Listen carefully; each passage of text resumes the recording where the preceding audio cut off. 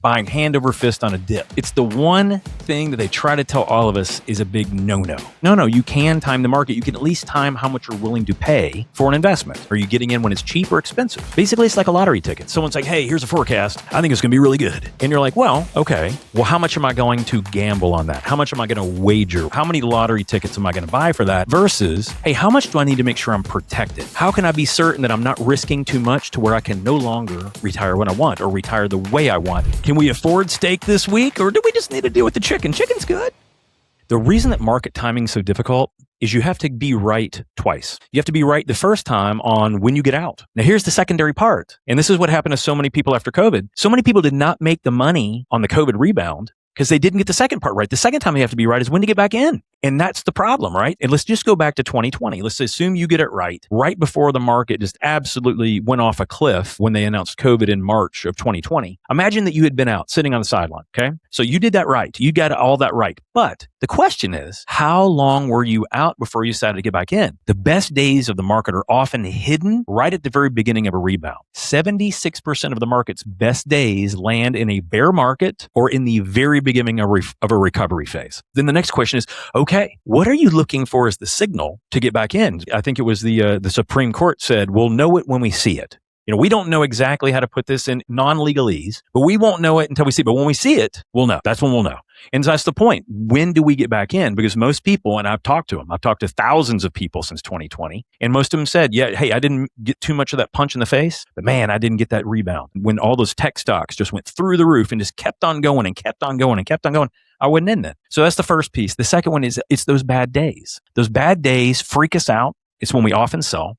So we're out and then we don't get back in to get that rebound in the future. This is such an interesting period of time, right? It doesn't matter what anyone's political affiliation is. If you look at the current administration, the way that Trump does things, Trump can move the market in a nanosecond. He can do it by saying, I was on a conversation yesterday with President Xi, didn't like what he had to say, so I told him to, he could go do whatever he wanted to do. And all of a sudden, the media will pick up on that and the market will be up 9% or down 9%, just depending on the day. And so how do we know that we're getting in or out at the right time? That's a big thing because a lot of those rebounds happen because he has said something. We have no idea what he's going to say. Now, I think the one thing that every educated human being alive, including the president's own son, Donald Trump Jr., says, dad's dad. And we don't know what he's going to say. We feel pretty confident that when he says it, it's going to have impact and meaning for things that we want to do. But we really don't know. And I found that to be really interesting because when that's the case, why would we want to be timing things? So if we do this correctly, here's what we want to do. We want to get the timing right once. When we're planning for retirement, we want to get out of the market timing elements. What we need to do is we need to be correct one time. When we're creating that portfolio and delineating and finding out how much of it do we have to protect so that we can stay retired and live the way we want. Basically an income floor. Doesn't matter what products you use to create the income, but we want it to be sustainable. We want it to have a long going concern. We want that income to be kind of methodical, whether it's coming from Social Security or your pension or an income annuity or rental income that you've had for 10 years in a row and you can just rely on it. It just does the right thing. Those are reliable income sources. We have to have that to stay retired. So the only thing we have to figure out is how much of our portfolio, let's just use $1 million example. If we've saved $1 million, how do we protect enough of that so that even if the market does go down and stays down for a while, how can we be certain that we don't have to unretire or go back to work or find a different income source? Because we don't want to do that, guys. That means that we messed something up in the planning phase. So what we need to plan for is, number one, how much of it do we need to protect so that we can stay retired?